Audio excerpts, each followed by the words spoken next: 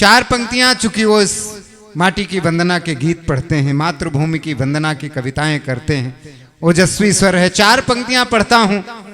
विकल जलालाबादी जी ने कभी इस देश की माटी के लिए लिखा, वो चार पंक्तियां योगेश चौहान जी की अगवानी में पढ़ता हूं और उस बड़े नाम को आपके बीच में बुलाता हूं। विकल दादा ने लिखा कि विश्व के संताप सब ढोए गए हैं। इस माटी की वंदना करना आवश्यक क्यों हो जाता है हमारे लिए, तब पढ़ता हूं ये पंक्तियां कि विश्व के संताप सब ढोए गए हैं और रक्त से कण कण यहाँ धोए गए हैं और पाँव के बल मत चलो अपमान होगा, सिर शहीदों के यहाँ बोए गए हैं। एक बार पूरा सदन तालियां बजाए, दोनों हाथ खड़े करके श्रद्धेय योगेश चौहान जी के लिए। माँ शारदे को प्रणाम करता हूँ। आज की गौरवशाली अध्यक्षता कर रहे परम आदरणीय अध्यक्ष जी को प्रणाम करता हूँ। समृद्ध मंच को प्रणाम करता हूँ। आप सभी राष्ट्रभक्त श्रोताओं को प्रणाम करता हूँ।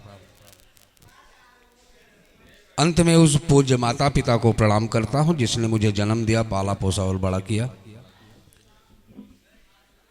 भाई साहब, ये विधानसभा नहीं है, बात करना हो तो बाहर जा सकते हैं आप लोग। हाँ, देखिए यहाँ पर वही लोग बचे हैं। अब हलवाई कढ़ाई में दूध चढ़ाता है, नीचे आग जलाता है, गरम करता है, उसको फेंटता रहता है, सारा पानी उड़ जाता है, बीच में बचता क्या हुआ, मावा खोया जिसको कहते हैं, वही आप लोग हैं, बाकी सब उड़ गए। क्या बात है। अभी आप फैज भाई को सुन रहे थे, अंत में बड़ा अच्छा संदेश दिया कि मैं वनवास फिर से चाहता हूँ। इसका मतलब जहाँ कुछ थोड़ी बहुत कमी रहेगी उसको सुधार करना चाहते हैं। राम जी ने वनवास इसलिए लिया था। साथ में ये भी कहा उन्होंने, पूरी पूरी गजल समर्पित है। उसके पहले अभी शिखा जी पढ़ रही थी, पढ़ क्या रही थी, आप उनको सुन भी रहे थे और देख भी रहे थे। हमें आप खाली सुनेंगे। अच्छा, यहाँ पर पूरे सदन में केवल दो ही लोग ऐसे हैं जो अलग दिखाई पड़ रहे हैं, एक अरुणेश, दूसरा योगेश। उनके सिर पर दस्तार है, हमने धोती पहन रखी है। क्या बात है। पुष्कर ने कहा, दादा आप धोती क्यों पहनते हैं? तो मैं इनको क्या जवाब देता।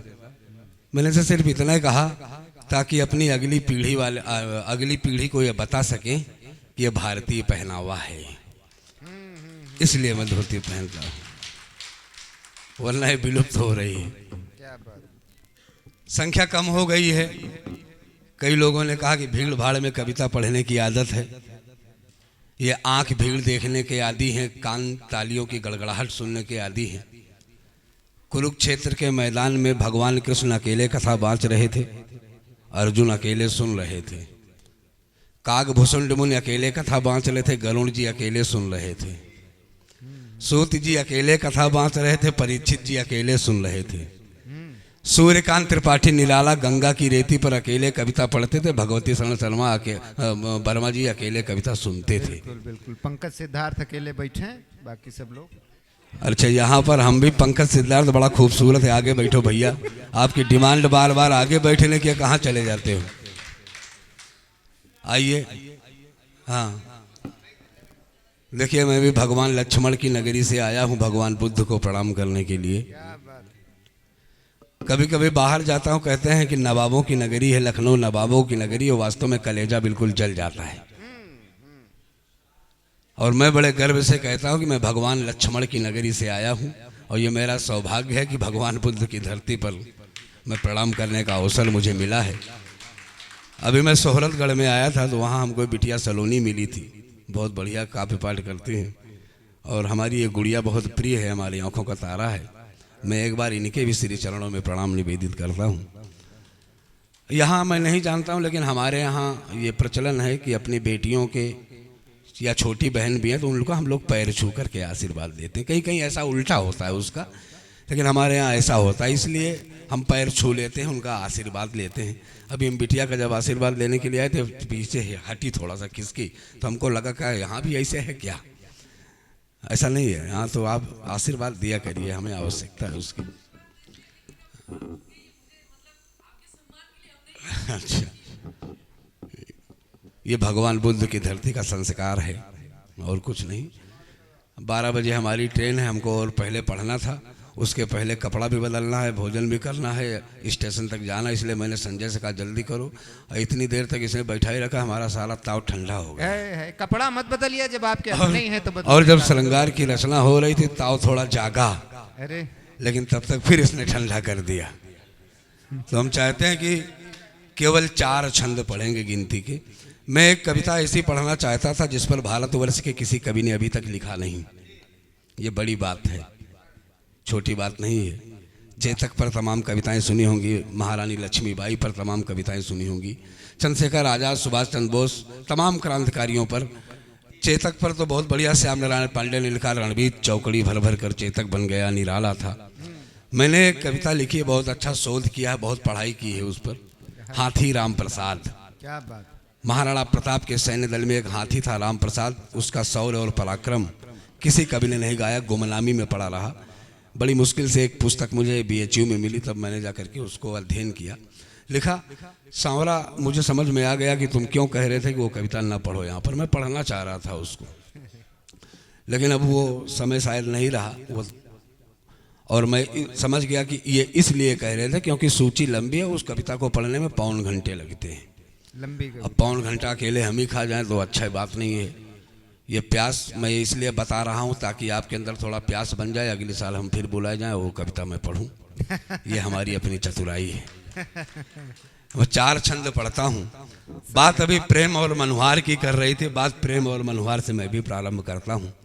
अभी हमारे नौजवान बहुत हा हुल्ला कर रहे थे, है ना, कहीं दिल के धड़कन लग रही, कहीं दिल के तार बज रहे हैं, कहीं कुछ हो रहा है, कंपन हो रहा है, बड़े खुश थे। लेकिन ये प्रेम बड़ा कठिन काम है, आसान नहीं है। हम तो महानगर से आते हैं, लखनऊ से, वहाँ जब मोटरसाइकिलों पर लिपट कर प्रेम टहलता हुआ देखते हैं तो हमारी आंखें फटी की फटी रह जाती हैं।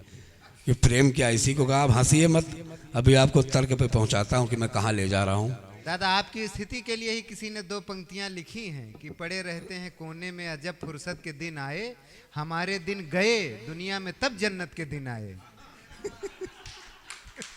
मैं सच कहता हूं, जब ये स्थिति देखता हूं मुझे बड़ी सुखद ईर्ष्या होती है। चलो उस सुख का लाभ हम नहीं ले सके, कोई बात नहीं, आगे आने वाली पीढ़ी ले लेगी। मैं 4 पंक्तियां, देखिए प्रेम बड़ा कठिन काम है मित्रों। मैं यहां से बता रहा था, ये प्रेम जो है कटिया लगा कर बैठ करके रास्ते में प्रेम नहीं होता है। ये मोटरसाइकिलों पर प्रेम टहले उसको प्रेम नहीं कहते हैं। प्रेम तो एक त्याग है, प्रेम एक तपस्या है, जबकि श्रृंगार रसों का राजा है। हम भी उसी दौर से गुजरे हैं। ऐसे नहीं धोती पहन लिए, पहले पैंट शर्ट हम भी पहनते थे, नहीं, लेकिन स्मार्ट दिखने के लिए। जब प्रेम प्राप्त न हो तो फिर बाद में यही कहा जाता है कि त्याग है, तपस्या है, यही कहा जाता है। हम आसाराम बापू के जमाने के हैं, ये भी ध्यान रहो। स्वागत है, पढ़ें, ट्रेन है आपकी। प्रेम एक त्याग है, तपस्या है, और प्रेम बहुत बड़ी परीक्षाएं लेता है। प्रेम एक ऐसा है, 1,07,825 शब्द हिंदी शब्दकोश में हैं, जो विश्व का सबसे बड़ा शब्दकोश है। और पूरे ब्रह्मांड में केवल एक शब्द ऐसा है प्रेम, जिसकी कोई परिभाषा नहीं है। बाकी सारे शब्दों की आपको परिभाषा मिल जाएगी। लेकिन आज समय ये हो गया है मित्रों, 2 मिनट में बात कर रहा हूँ, शायद लग रहा है कि मैं ज़्यादा हो रहा है, लेकिन 4 ही छंद पढ़ना है, अपना समय मैं पूरा कर लूँ और मतलब की बात भी कर लूँ कि प्रेम इतना आसान नहीं है, बड़ी त्याग तपस्या और बड़ी परीक्षा लेता है उसको पास करना। जब उसको पास कर लें तब समझ लग हमने प्यार किया है। अब मैं पंक्तियां 4 पढ़ता हूँ और सुनिएगा कि प्रेम से डुबोया गया फूल गर्म पानी में तो पराग को सुगंधित इत्र बन ना पड़ा। पराग जीवन दायनी है, जिंदगी देती है, औषधि है। इत्र को लगाया, उड़ गया, किसी मतलब का नहीं। अब आप थोड़ा चैतन्य होकर के भेजिए, एक बार बजाइए। स्वागत स्वागत। हमने कहा पहले बजवा लें, बाद की कौन सी गारंटी, अपने हिस्से की हम पहले ले लें। इसलिए हाथ खोल के बैठना, मैं शुरू करता हूं कि प्रेम से डुबोया गया फूल गर्म पानी में तो पराग को सुगंधित इत्र बनना पड़ा। मोर ध्वज ने किया था प्रेम सूत से तो आरा, पीठ पे चला प्राणी विचित्र बनना पड़ा। जाओ भैया लिफाफा बना लो। हमने सोचा यही चर्चा हो रही है। भाई देखिए थोड़ी देर हमको भी बर्दाश्त करिए। बिल्कुल बिल्कुल। हाँ क्योंकि मैं आया हूं। हाँ इसलिए बर्दाश्त करिए। सुनिए कि प्रेम से डुबोया गया फूल गर्म पानी में तो पराग को सुगंधित इत्र बनना पड़ा। मोर ध्वज ने किया था प्रेम सूत से तो आरा, पीठ पे चला प्राणी विचित्र बनना पड़ा। मीराबाई जी ने किया प्रेम जब मोहन से तो जहर को सुधा पवित्र बनना पड़ा, तो गरल को सुधा पवित्र बनना पड़ा। और किया प्रेम शेखर सुभाष ने मां भारती से, वीर बलिदानी का चरित्र बनना पड़ा। वीर बलिदानी का चरित्र बनना पड़ा। 3 छंद शेष हैं, 4 पढ़ने के लिए कहा। यहाँ नौजवान लोग पीछे बैठे हैं। एक बार टेलीफोन पर मेरी एक बात चल रही थी, उधर से आवाज आई, कहा चौहान देश की जवानी प्यार और मनुहार में भटक गई है। हमने कहा श्रीमान जिस दिन देश की जवानी प्यार और मनुहार में भटक जाएगी, मानचित्र पर ढूंढना पड़ेगा भारतवर्ष कहाँ है। क्या बात करते हैं आप? इन नौजवानों का अपमान मत करिए। अगर मैंने तर्क सही दे दिया और जवाब उत्तर सही दिया हो तो एक भी हाथ खामोश न रहे। और नौजवानों की वकालत में मैंने अगर सही के 4 पंक्तियां सुनना कि दिखते हैं तिरछे नयन जब नायिका के, अंतस को पावन कहानी सूझ जाती है। अगर वकालत अच्छी हो गई हो तो एक भी नौजवान का हाथ खामोश रह रहे। 4थी पंक्ति पर कि दिखते हैं तिरछे नयन जब नायिका के, अंतस को पावन कहानी सूझ जाती है। झनकार मन की मधुर मनुहार से वो पल भर में ही तो जुबानी बूझ जाती है।